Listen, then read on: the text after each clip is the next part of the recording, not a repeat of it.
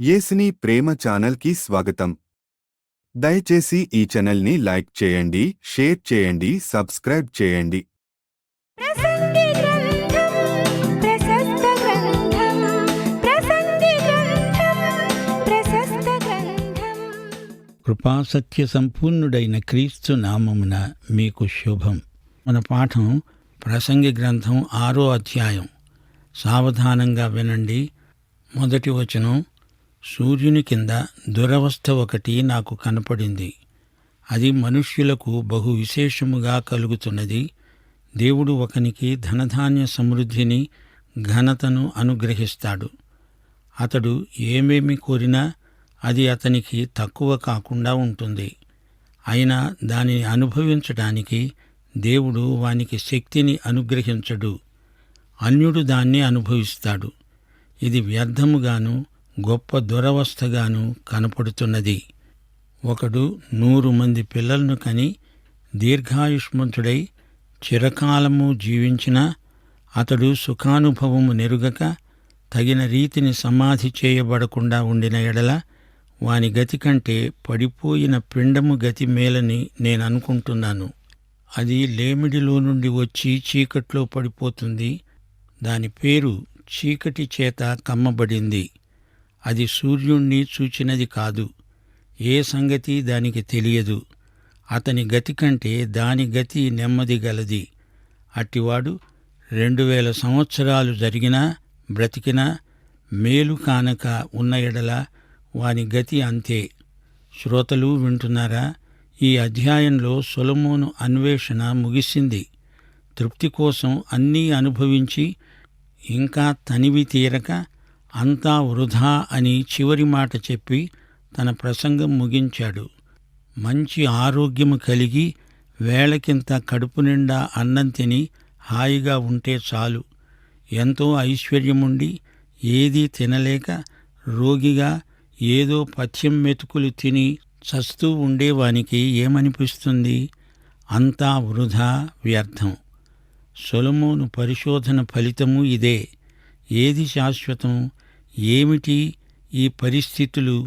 వీటి వైవిధ్యం, వైరుధ్యం. లక్షాధికారైనా లవణమన్నమే కాని మెరుగు బంగారము మింగబోడు.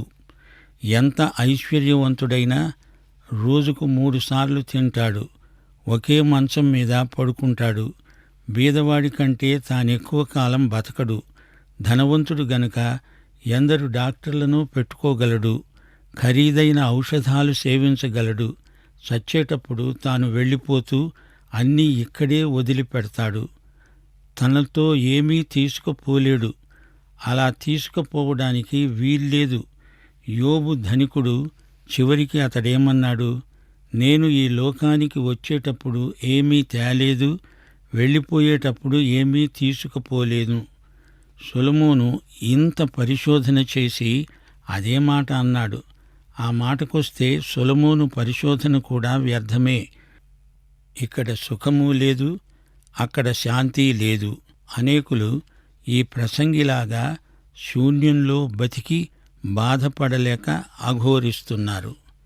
ప్రభు అంటున్నాడు, ప్రయాసపడి భారము మోసే సమస్త జనులారా, నా వద్దకు రండి, నేను మీకు విశ్రాంతి కలుగచేస్తాను. నీ ప్రాణానికి నా యందు ఎంతో విశ్రాంతి. 7వ వచనంలో ప్రసంగి ఇంకా అంటున్నాడు, అందరూ ఒక స్థలానికే వెళ్తారు గదా, మనుష్యుల ప్రయాసమంతా వారి నోటికే గదా, అయినా వారి మనస్సు సంతుష్టి నొందదు. బుద్ధిహీనుల కంటే జ్ఞానుల విశేషమేమిటి? సజీవుల ఎదుట బ్రతకనేర్చిన బీదవారికి కలిగిన విశేషమేమి? మనస్సు అడియాసలు కలిగి తిరుగులాడటము కన్నా ఎదట ఉన్న దానిని అనుభవించడమే మేలు. ఇది వ్యర్థమే, గాలికై ప్రయాసపడినట్లే. ముందుండినది బహుకాలం క్రిందటనే తెలియబడింది. ఆయా మనుష్యులు ఎట్టివారవుతారో అది నిర్ణయమైంది. తమకంటే బలవంతులైన వారితో వారు వ్యాజ్యమాడజాలరు. పలుకబడిన మాటలలో నిరర్ధకమైన మాటలు చాలా ఉంటాయి. వాటి వలన నరులకు ఏమి లాభం? నీడవలే తమ దినములన్నీ వ్యర్థముగా గడుపుతారే కాని వేరే ప్రయోజనమేమీ లేదు. వారి బతుకునందు ఏది వారికి క్షేమకరమైనదో ఎవరికి తెలుసు? వారు పోయిన తరువాత ఏమి సంభవిస్తుందో వారిలో ఎవరు చెప్పగలరు? ఈ విధంగా ప్రశ్నలడిగే ప్రసంగికి చిట్టచివరికి యేసే జవాబు అనే ప్రత్యక్షం అవ్యక్తంగా గోచరించింది. యేసుక్రీస్తే అన్ని సమస్యలకు పరిష్కారం.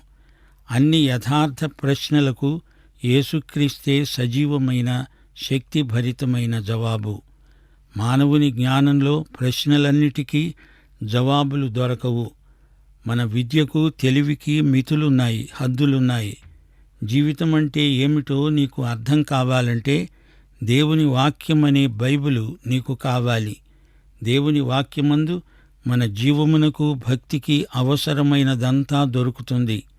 మనం చేసేదంతా ఎంత విలువైనదో నిర్ణయించేవాడు దేవుడు. ఆయనే మన తీర్పరి. ఈ సంగతి మనం మొట్టమొదట గ్రహించాలి, నమ్మాలి. మనం అప్రమత్తులమై బాధ్యతాయుతంగా బ్రతకాలి. ప్రతిరోజు ఆయన మనకు సమీపంగా ఉండి మనం చేస్తున్నదంతా పర్యవేక్షిస్తున్నాడు. యేసు నేతృత్వానికి, పరిశుద్ధాత్మ నడుపుదలకు లోబడాలి. నీవు దేవుని బిడ్డవు గనుక దేవుని జ్ఞానమే నీకు సంక్రమిస్తుంది. ఈ పాఠంలో సొలొమోను రాజు యొక్క పరిశోధనా ఫలితమిదే. ఈ లోకంలో దేవుడు లేకుండా మనం పడే ప్రయాస అంతా వృధా. కీర్తనలు 17:14 దావీదు ప్రార్థన ఎలా ఉందో సొలొమోను వేదాంతంతో దాన్ని పోల్చి చూడండి. దేవా, లోకుల చేతిలో నుండి ఈ జీవిత కాలములోనే తమ పాలు పొందిన ఈ లోకుల చేతిలో నుండి నీ హస్తబలము చేత నన్ను రక్షించు. నీవు నీ దానములతో వారి కడుపు నింపుతున్నావు. వారి కుమారులు అందరూ తృప్తి నొందుతారు. తమ ఆస్తిని తమ పిల్లలకు విడిచిపెడతారు. అకాల సంభవమై కంటబడక ఉన్న పిండము వంటి వాడనై లేకుండా పోయేవాణ్ణే. వెలుగు చూడని బిడ్డల వలె లేకుండా పోయేవాణ్ణే. సొలొమోను యొక్క పరిశోధన ప్రసంగ వ్యాసంలో యోబు గ్రంథపు మాటలు అక్కడక్కడా వినపడుతున్నాయి. ఇంకా ఎక్కువ కాలం బతకాలని, తమ జీవితకాలము మరింత పొడిగించుకుందామని చాలామంది తాపత్రయపడతారు. తమ ఆహార విహారాలలో ఎంతో జాగ్రత్త వహించి ఆరోగ్యం విషయంలో ఎంతో శ్రద్ధ చూపుతారు. తమ ఆధ్యాత్మిక ఆరోగ్యాన్ని పూర్తిగా నిర్లక్ష్యం చేస్తారు. వారికి ముందు చూపు లేదు. అట్టివారు మందభాగ్యులు. వారి బ్రతుకులు చివరికి శూన్యమై నిరర్థకమైపోతాయి అంటున్నాడు ప్రసంగి. ఈ జీవం మాత్రం కాదు, నిత్య జీవం మన ధ్యేయం. లేకపోతే ఆశాభంగం తప్పదు. కర్మ కాదు, ప్రారబ్ధం కాదు, దేవుని నిత్య సంకల్ప పరిధిలో మనమున్నాము. దేవుడు నిర్ణయించినట్లే మన జీవితంలోని ప్రతి సంఘటన జరుగుతుంది. ఈ విషయంలో అప్పుడప్పుడు అనుమానాలు పొడసూపుతాయి. విశ్వాసం సడలిపోకుండా మనం జాగ్రత్త పడాలి. ఆయన సంకల్పము చొప్పున పిలువబడిన వారికి సమస్తము వారి మేలు కోసమే సమకూడి జరుగుతుంది. పరలోకంలో ఎలాగో అలాగే దేవుని చిత్తము మన వ్యక్తిగత జీవితాలలో నెరవేరుతుంది. దీనికి ఇహపరములలో తిరుగులేదు. మన భవిష్యత్తంతా ఆయనకు తెలుసు. ఆయన నిన్ను నన్ను నడిపిస్తున్నాడు. ఎక్కడికి తీసుకువెళ్తున్నాడు? ఆయనతో ఈ విషయమై వాదించడం కేవలం అవివేకం. ఏ రోజుకు ఆ రోజు, ఏ నిమిషానికి ఆ నిమిషం ఆయనను నిశ్చింతగా వెంబడించటమే మన పని. ఏ రోజు లెక్క ఆ రోజుతో ముగిసినట్లే. అలాగే మనం బ్రతుకుతూ ఉండాలి. భవిష్యత్తులోకి చూచే ప్రయత్నం చెయ్యకు. ప్రియ సోదరీ సోదరులారా, నడిపించేవాడు నీ సృష్టికర్త అయిన దేవుడు. అలాంటప్పుడు నీకెందుకీ తొందర? నడిపించే ప్రభువు వెంట చక్కగా నడువు.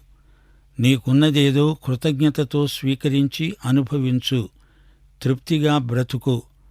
ఉన్నది బాగా లేదని అసంతృప్తితో దీనికంటే మంచిదేదో దొరుకుతుందని అటూ ఇటూ దిక్కులు చూడకు.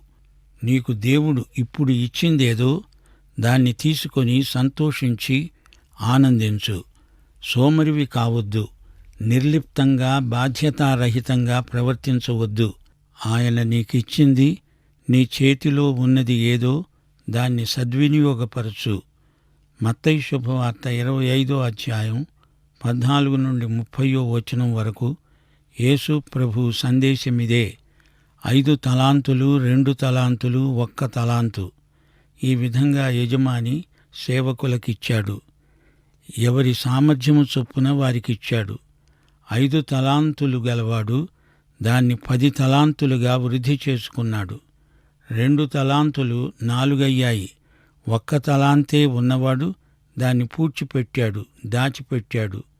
వృద్ధి చేసిన వానికి యజమాని నమ్మకమైన మంచి దాసుడు అని ప్రశంసా వాక్యం పలికాడు.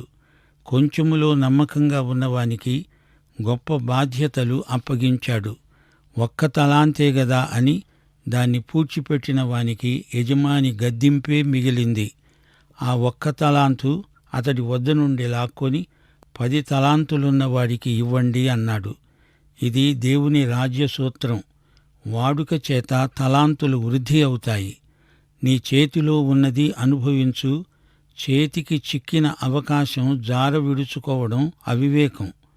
లేనివాడు ఇంకా లేకపోయేనే అని ఏడుస్తాడు. కలిగినవాడు ఉన్నదానిలో సగం కూడా అనుభవించలేక ఏడుస్తాడు. ప్రసంగి అంటున్నాడు, జీవితం ఒక నీడలాగా త్రుటిలో తొలగిపోతుంది. భవిష్యత్తు నీకు కనిపించదు. మరుక్షణం ఏమి జరగబోతోందో నీకు తెలియదు. దేవుని సంకల్ప పరిధిలో ఈ రోజు ఉన్న అవకాశాలను సద్వినియోగం చేసుకో. దేవుని ఆశీర్వాదాలను ఎప్పటికప్పుడే అనుభవించు. ఆ విధంగా భవిష్యత్తు కోసం నీవు బాగా సిద్ధపడగలవు. ఇది ప్రసంగి యొక్క ప్రసంగ సారాంశం. తాము చేపట్టిన పనిలోనే తృప్తి, ఆనందం చూడగలిగితే ఇంకా కావలసిందేముంది? అది గొప్ప ఆశీర్వాదం. అయితే చాలామంది అలా చెయ్యలేరు. అలాంటి వారి జీవితం నిస్సారమైపోతుంది, అర్థం లేనిదిగా కనిపిస్తుంది. అలాంటి వారు అసలు పుట్టకపోయినా బావుండు అంటున్నాడు ప్రసంగి. అందరూ ఒకే స్థలానికి వెడతారు అంటే సమాధి. అయితే ఆ తరువాత నిత్యత్వంలో కొందరు పరలోకానికి, కొందరు నరకానికి పోతారు. మరణానంతర జీవితంలో తేడా ఉంది. మేలు చేసిన వారికి జీవ పునరుత్థానం, కీడు చేసిన వారికి తీర్పు పునరుత్థానం. మనిషి ఎల్లప్పుడూ ఇహలోక విషయాలలో సంతృప్తిని వెతుకుతాడు, కాని అది వారికి లభించదు. పేదలు, ధనికులు, జ్ఞానులు, మూర్ఖులు అందరూ తమ కోరికలకు లోనైపోతారు. మనిషి ఆంతర్యం దేవునికి బాగా తెలుసు. అన్నీ ఉన్నా ఏదీ అనుభవించలేని వారు కొందరైతే, మరికొందరు కూడబెట్టిందంతా ఎవరికీ కాకుండా పోతుంది. ఇలాంటి పరిస్థితులు సొలొమోనుకు అర్థం కావటం లేదు. అంతా అయోమయంగా కనిపిస్తోంది. ఒకరి కష్టఫలములోకి మరొకరు ప్రవేశిస్తారు. ఇది ఎంతో విషాదంగా కనిపిస్తోంది అంటున్నాడు ప్రసంగి. అయినా ఒక వ్యక్తి జీవిత పరిణామం దేవుని చేతిలోనే ఉంది. ఐశ్వర్యము ఎంతో కలిగి ఉండి దానిని చూస్తూ ఉండిపోవలసిందే కాని కొందరికి దానిని అనుభవించే యోగ్యత లేదు. అది మానసికంగా చాలా బాధ కలిగిస్తుంది. అలాంటి వ్యక్తి అసలు పుట్టకుండా ఉన్నా బాగుండేది. ఎంతో ధనధాన్యాలు ఉంటాయి, సంతానం కూడా ఎంతోమంది ఉంటారు, ఎన్నో సంవత్సరాలు బ్రతుకుతారు. కాని చివరికి అలాంటి వారి సమాధి కార్యక్రమం కూడా సరిగ్గా జరగదు. కొందరి బ్రతుకులకు అర్థము పర్థము ఉండదు. అలాంటి వారిని జనం అప్పుడే మర్చిపోతారు. చచ్చినప్పుడు అందరూ సహపంక్తిలోనే పాతిపెట్టబడతారు. కాని దేవుని బిడ్డలు ఆ తరువాత పరలోకానికే వెడతారు. ఈ లోకంలో మనుషుల ఆశకు అంతం లేదు. ఉన్నదానితో తృప్తి చెంది ఉండడం మేలు. మనుషుల ఆశలు అడియాశలవుతాయి. కొందరు కష్టపడి పనిచేస్తారు, వారి కనీసపు అక్కరలు తీరతాయి. అయితే మనిషి కేవలము భౌతిక పదార్థాలతో తృప్తి చెందడు. మనుషుల కష్టార్జితమంతా చివరికి చెత్త కుండీలో పడిపోతుంది. ఒకడు లోకమంతా సంపాదించుకొని తన ఆత్మను పోగొట్టుకుంటే అతనికేమి ప్రయోజనం? ఈ కంటితో చూస్తాము, కాని ఆత్మనేత్రాలు చూడగలిగినవి ఎన్నో ఉన్నాయి. ఊరిక నేత్రాశ, శరీరాశ, జీవపు డంబము మొదలైన వాటిని రెచ్చిపోనీయకూడదు. గాలిని వెతికినట్లు కొందరు సుఖభోగాలను వెతుకుతారు. అంతా వృధా. మానవ జ్ఞానానికి హద్దులున్నాయి. సొలొమోను తన ప్రసంగంలో ఈ విషయాన్ని నొక్కి చెప్తున్నాడు. ఏది మంచిది, ఏది దానికంటే మంచిది అంటూ మానవ జీవితాన్ని విశ్లేషిస్తున్నాడు. మానవుడు ఎలా జీవిస్తే అతనికి మనశ్శాంతి కలుగుతుందో అన్వేషించి చివరికి విసికి వేసారిపోయాడు. దేవుని సంకల్పమేదో గుర్తించగలిగితే ఈ సమస్య ఇట్టే పరిష్కారమైపోతుంది. దేవుని యందలి భయభక్తులే మానవుని క్షేమానికి ఆధారం. దేవుణ్ణి సంతోషపెట్టే జీవితమే సార్థకమైనది. లేకపోతే అంతా వృధా. సొలొమోను మానవుడి కృషి చివరికి ఆశాభంగానికి దారితీస్తుంది అంటున్నాడు. ఇప్పుడున్నది కొత్తదేమీ కాదు, ఇంతకు ముందున్నదే. యెషయా గ్రంథం 40వ అధ్యాయం 26వ వచనం, మీ కన్నులు పైకెత్తి చూడండి, వీటిని ఎవడు సృజించాడు? వీటి లెక్క చొప్పున వీటి సమూహములను బయలుదేరచేసి వీటన్నిటికీ పేర్లు పెట్టి పిలిచేవాడే గదా. తన అధిక శక్తి చేత, తనకు కలిగి ఉన్న బలాతిశయము చేత ఆయన ఒక్కటి కూడా విడిచిపెట్టడు. గనుక మానవుడు ఈ విషయాలను తర్జనభర్జన చేసి ప్రయోజనమేమీ లేదు. దేవుడు జగత్ పునాదికి ముందే నిర్ణయించినట్లు సమస్తము జరుగుతుంది. దేవుని మార్గములు మానవుని బుద్ధికి అందవు. దేవునికి వ్యతిరేకంగా మనిషి ఎంత మాట్లాడినా మానవుడు సాధించగలిగింది ఏదీ లేదు. తనకేది మంచిదో తనకే తెలియని పరిస్థితిలో మానవుడున్నాడు. మానవుడి ప్రశ్నలు దేవుని కృపలేనిదే ప్రశ్నలుగానే మిగిలిపోతాయి. మానవుని జీవితం క్షణికమైనది. ఇప్పుడు ఉన్నవాడు రేపు కనపడడు. మానవుడు బ్రతికే దినాలు నిత్యత్వంతో పోల్చి చూస్తే బహు కొద్ది సమయం. జీవితమంతా నీడలాగా గతించిపోతుంది. యోబు గ్రంథం 14వ అధ్యాయం 2వ వచనం, పువ్వు వికసించినట్లు మనిషి పెరిగి వాడిపోతాడు. నీడ కనబడకపోవున్నట్లు వాడు నిలువక వాడిపోతాడు. మానవుడు తన భవిష్యత్తు తానే ఎరగడు. మరణం తరువాత ఏముందో కనపడదు. నీవు పుట్టకముందు ఏమున్నదో అదీ తెలియదు. దేవుని భవిష్య జ్ఞానంలో ఓ మానవుడా, నీ ఉనికి ఏపాటిది అని ప్రసంగి ప్రశ్నిస్తున్నాడు. మానవుడి అజ్ఞానం అతణ్ణి దేవుని వైపునకు నడిపించాలి. ఇది ఈ పాఠంలోని సారాంశం. ప్రసంగి ఈ ప్రసంగమంతా రాశాడు.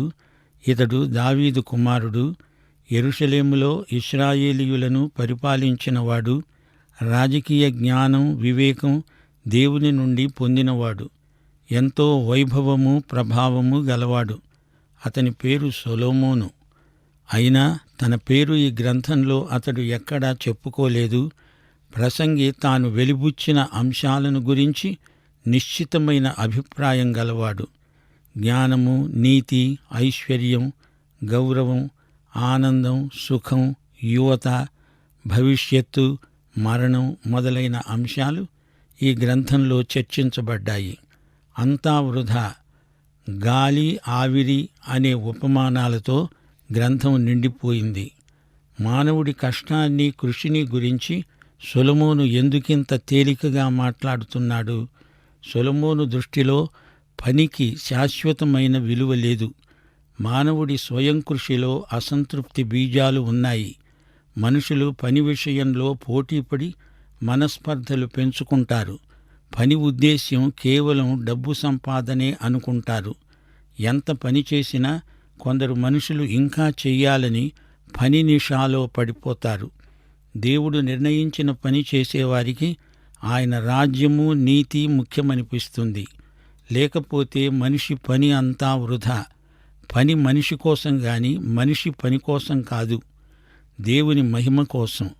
చాలా చోట్ల పనివారు కఠినులైన తమ యజమానుల క్రూరత్వానికి గురై నష్టపోయిన వారున్నారు. కొందరు పనిభారం చేత కుంగిపోయిన వారు ఉన్నారు. అందుచేత మన పనికి యేసు ప్రభువే దేవుడు. ఒకసారి ప్రభు అన్నాడు, పగలున్నంత వరకు నన్ను పంపిన వాని పనులు మనం చేస్తూ ఉండాలి. రాత్రి వస్తుంది, అప్పుడెవడూ పని చేయలేడు. దేవుడు లేని మానవుని పని చివరికి గొప్ప ఆశాభంగమవుతుంది. అంతేకాదు, నీ పనిలో, వ్యాపారంలో దేవుడు లేకుండా నీకు విజయం కలగడం అసాధ్యం. ఒకవేళ నీవు విజయం సాధించినా అది నిలవదు. మానవుడు ఎంత మేధావి అయినా దేవుడు లేకుండా అంతా మట్టిపాలే. ఈ లోకంలో, పరలోకంలో లాగా దేవుని చిత్తము నెరవేరదు. చాలా సందర్భాలలో మనిషికి న్యాయం దొరకదు, అన్యాయమే ప్రాప్తిస్తుంది. అయితే దేవుడు పరలోక సింహాసనముపై ఆసీనుడై ఉన్నాడు. అంతా ఆయన అదుపాజ్ఞల్లోనే ఉంది. కాని ఇది గ్రహించలేక కొందరు తమ జీవితాన్ని అర్ధరహితంగానూ శూన్యంగానూ చేసుకుంటున్నారు. ఇది ప్రసంగి యొక్క అంతర్మథనం. దేవుడు మనందరికీ తీర్పరి. అయితే సొలొమోను తన గ్రంథంలో దేవుడివ్వబోయే బహుమానాలను గురించి ఒక్క మాట అనలేదు. అతని ప్రసంగమంతా సూర్యుని కింద, ఆకాశము కింద ప్రవర్తిల్లే విషయాలను గురించే చర్చించాడు. మానవ ప్రయత్నాలు, కృషి, సంపాదన, సుఖభోగాలు ఇవన్నీ ఎంత అర్ధరహితమైనవో సొలొమోను రుజువుపరుస్తున్నాడు. ఒక వ్యక్తి ఈ సత్యాన్ని గ్రహించినప్పుడు దేవుని వద్దకు తిరిగి వచ్చే ప్రేరణ తప్పక కలుగుతుంది. మానవుడు దేవుని సృష్టి. ప్రకృతిలోని వనరులన్నీ దేవుడిచ్చినవే. మానవుడు తన సృష్టికర్త అయిన దేవుని పట్ల కృతజ్ఞత చూపాలి. జీవితములోని ప్రతి సంఘటన దేవునికి తెలియకుండా జరగదు. ప్రసంగి గ్రంథంలో నిరాశావాదం ధ్వనిస్తుంది గాని అది నిజం కాదు. మానవులకు కలిగే నిరాశను ఖండించి దేవుని యందలి నిరీక్షణకు మరల్చడానికి సొలొమోను ఈ ప్రసంగం రాశాడు. దేవుని నీతి మానవుని దుష్టత్వానికి మించిన శక్తి గలది. నిర్దేవ మానవ జీవితంలో ఆధ్యాత్మిక నైతిక విలువలు లేవు. జీవితం అశాశ్వతమైనది, అనేకమైన ప్రమాదాలతో నిండి ఉన్నది. అయితే దేవుని యందలి విశ్వాసము మానవుని జీవితానికి నిత్యత్వపు పరిమాణాన్ని చేరుస్తున్నది. దేవుని తీర్పు దృష్ట్యా మానవుడు ప్రస్తుతము జీవించాలి. దేవుని వెలుగు నిన్ను ఆవరించాలి. ఆయన ప్రేమ నిన్ను బలవంతం చెయ్యాలి. ఆయన శక్తి నిన్ను కాపాడాలి. ఆయన సన్నిధి నిన్ను కనిపెట్టి చూస్తూ ఉంటుంది. నీవు ఎక్కడ ఉంటే అక్కడ నీ ప్రభువు నీకు తోడై ఉంటాడు. మన ప్రభు అయిన యేసుక్రీస్తు వారి కృప, తండ్రి అయిన దేవుని ప్రేమ, పరిశుద్ధాత్మ యొక్క అన్యోన్య సహవాసము సదాకాలము మనకందరికీ తోడై ఉండునుగాక. ఆమేన్. దయచేసి ఈ ఛానల్ని లైక్ చేయండి, షేర్ చేయండి, సబ్స్క్రైబ్ చేయండి.